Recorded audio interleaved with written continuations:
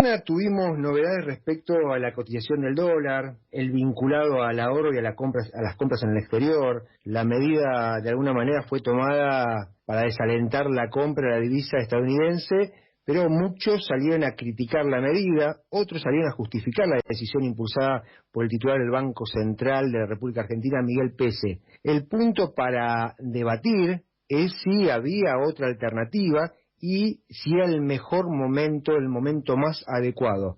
Para hablar de esto lo tenemos en línea a Claudio Lozano, economista, exdiputado nacional, director del Banco Nación y dirigente de Unidad Popular.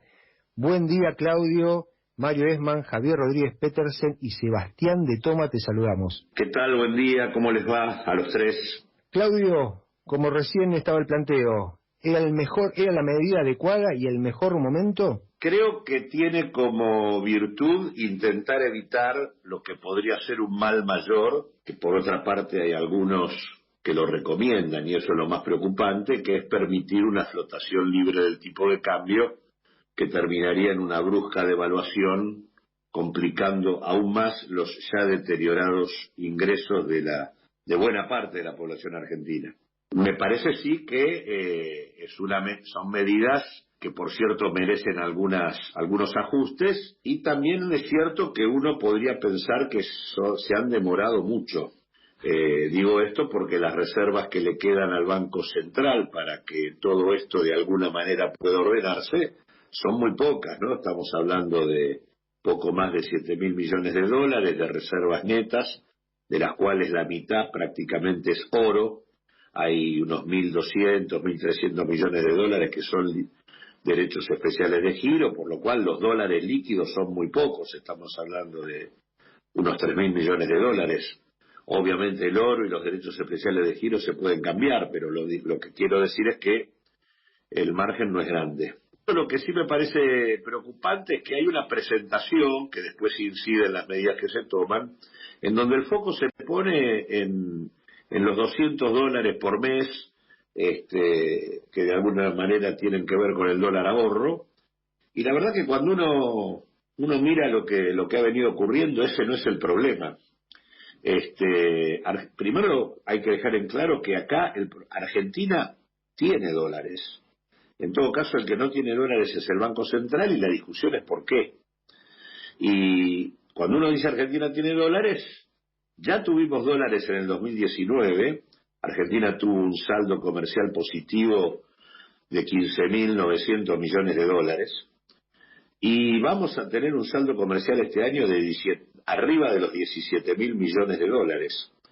El año pasado, las razones por las cuales los dólares que se patinaron fue porque hubo un enorme pago de deuda que se agregó a la monumental fuga de capitales.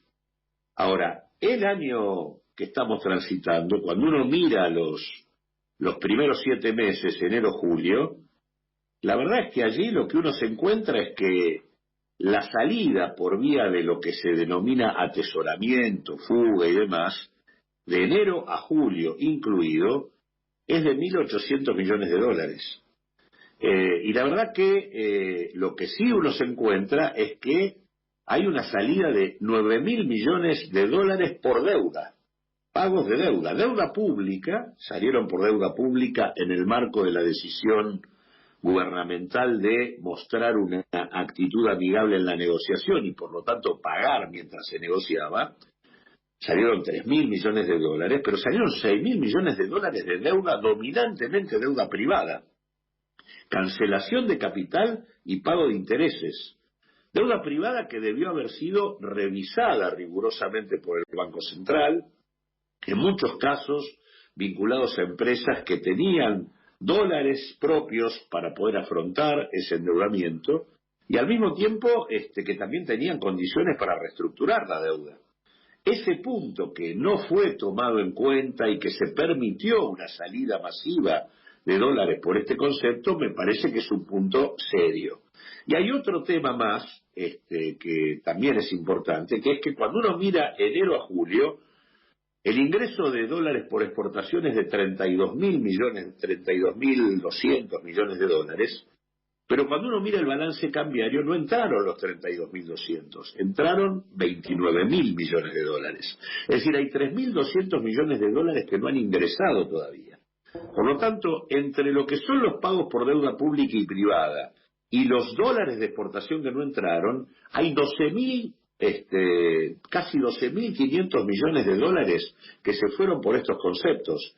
Frente a esto están los 1.800 millones de los 200 dólares mensuales de ahorro. Ese no fue el problema y por lo tanto el foco hay que ponerlo en los problemas concretos. El Banco Central sí puso un punto con el tema de la deuda del sector privado, donde restringió al 40%, en mi opinión es mucho para la situación en la que estamos, pero no se ha dicho una palabra del tema de conversar con los exportadores el ingreso de los más de 3.000 millones de dólares que todavía no ingresaron y que serían sumamente importantes para poder de alguna manera actuar como puente hacia los dólares que todavía faltan ingresar este año y que son no menos de 8.000 millones de dólares más.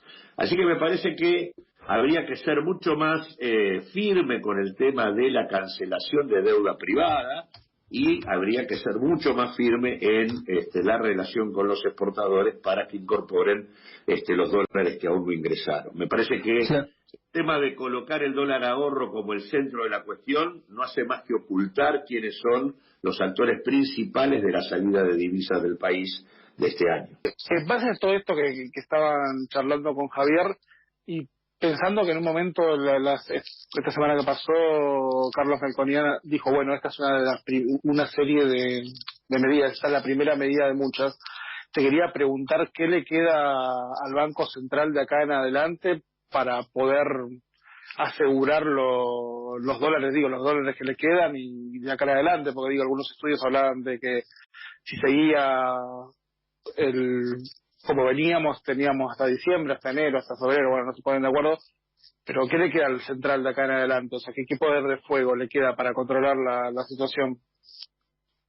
Le quedan tres cosas. Uno, ir con mayor firmeza sobre los exportadores, ya sea estableciendo algún tipo de acuerdo para que efectivamente ingresen los dólares que no ingresaron y tengan quizás alternativas de inversión en moneda local que pueda resultarles conveniente, ya sea depósitos ajustados por tipo de cambio o por alguna variante que se pueda utilizar, y establecer además mecanismos obligatorios de liquidación de divisas. Ese es un tema que falta y que creo que además sería indispensable y urgente, porque creo que con la incorporación de los 3.200 millones de dólares que todavía están afuera y debieran liquidarse, sumado a los cerca de 8.000 millones de dólares que todavía tienen que entrar, Argentina tiene margen para poder manejar la situación. El otro tema es el tema de la revisión caso por caso de los procesos de cancelación de deuda por parte de los capitales privados. Creo que me parece que ese es otro punto que debe mirarse con mucho rigor.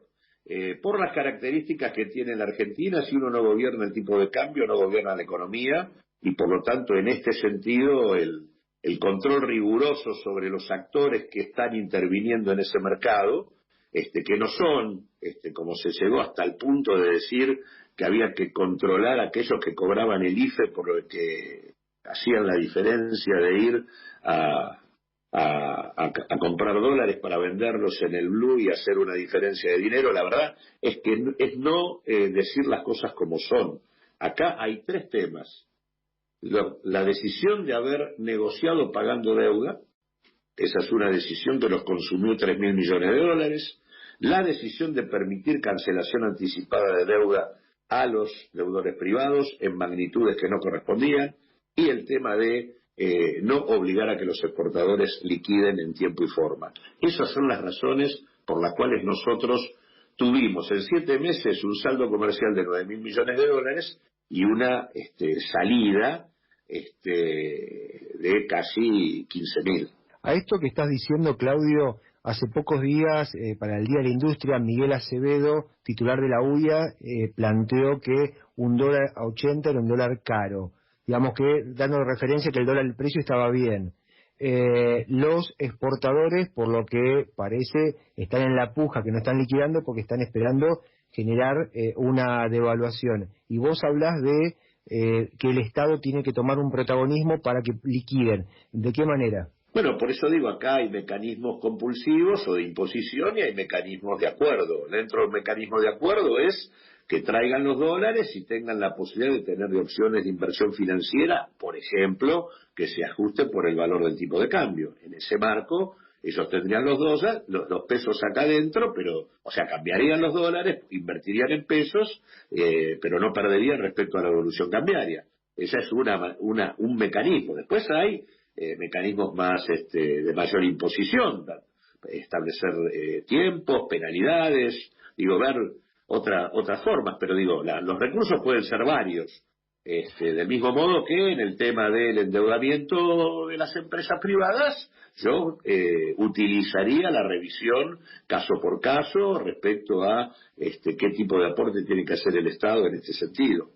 Claudio, quiero llevarte a la situación micro, digamos, salir un poquito de lo macro, ir a lo micro, que es que, ya teníamos el límite de la restricción de los $200 por cabeza, y a eso ahora se sumaron una serie de restricciones, un encarecimiento a través de la retención a cuenta de ganancias o bienes personales y qué sé yo, y lo cierto es que, más allá de los grandes grupos o de las deudas de los grandes grupos, el laburante al que le sobran 2 mangos usa el dólar como ahorro en la Argentina desde hace muchos años. No es reciente, no es de los últimos, no es del gobierno de Macri, es desde hace décadas, diría. ¿Qué opción le queda hoy a ese tipo, al laburante que le sobran 2 mangos, no el que tiene para hacer una inversión gigantesca? Primero, lo que en el tipo de planteo que estoy tratando de hacer, yo creo que es más importante la restricción al endeudamiento, las restricciones al acceso de la divisa sobre los grandes deudores privados y el ingreso de divisa de los exportadores que todas las restricciones que se le han puesto al dólar ahorro. Por eso digo, el haber puesto el ojo en el dólar ahorro, lo que está ocultando es cuál es el problema central. No tenemos ninguna definición sobre los exportadores y la restricción que se pone para los deudores privados es débil. Entonces, para mí hay que trabajar allí, no tanto en las restricciones al dólar ahorro que con las que ya tenía alcanzaban. Ese no ha sido el problema de la Argentina hoy. Por lo tanto, esa es la primera consideración. Después, efectivamente, la Argentina arrastra un problema es una economía bimonetaria, donde el peso es unidad de cuenta, pero no es reserva de valor. Esa es la resultante de varios procesos, del proceso de transnacionalización general, que involucra no solo el peso del capital extranjero en nuestra economía, sino la internacionalización de grandes grupos locales. A esto hay que agregar el proceso de desintegración productiva de la Argentina, y en ese contexto la imposibilidad de haber, de alguna manera, encontrado mecanismos para dominar la situación inflacionaria. Por lo tanto, resolver el tema que vos estás planteando implica trabajar en todos los planos, y la verdad que habría que, claramente aquellos sectores medios y trabajadores que pueden tener algún tipo de acumulación o de excedente que puedan para invertir financieramente, tendrían que tener una opción que les permitiera no perder respecto al tema de la inflación, no perder respecto al tema del dólar, establecer depósitos vinculados al tipo de cambio o vinculados a la inflación. Me parece que son mecanismos que permiten garantizar el poder de compra, pero bueno, también me parece que tenemos que discutir cómo empalmamos esos procesos que de alguna manera son los que también intervienen a la hora de discutir el costo de captación del dinero por parte del sistema financiero, cómo después el ahorro podemos transformarlo en un financiamiento de la inversión que sea realmente atractivo, ¿no? Contra más renta uno le da al ahorrista, más dificultades tenemos para financiar consumo e inversión a tasas razonables. Claro, ahí el problema es la inflación. Con las tasas de inflación que tenemos históricamente, para poder darle al ahorrista una tasa que al ahorrista le sirva para conservar el valor, tenés que trasladarla con una tasa que al productor lo estás matando. Exactamente, por eso digo que hay que trabajarlo en varios frentes. Uno debería garantizarle al ahorrista el poder de compra, y en ese marco ir trabajando para bajar la tasa de inflación, en el marco de una estrategia productiva que tiene que dotar al aparato productivo argentino de mayor integración, y en un contexto donde tenemos que encontrar mecanismos para que las vías de salida de capitales que tenemos y que son múltiples, no sean tantas como son. Me parece que en ese sentido la estrategia de volver a tener moneda, que es básicamente lo que estamos discutiendo, Argentina tiene un problema con la moneda, y casualmente porque su moneda no actúa como reserva de valor. Volver a tener moneda implica regulaciones cambiarias muy firmes, una estrategia productiva distinta y una estrategia de ordenamiento de precios que permita ir estableciendo niveles más bajos. Pero por eso digo, a los ahorristas hay que garantizarles no una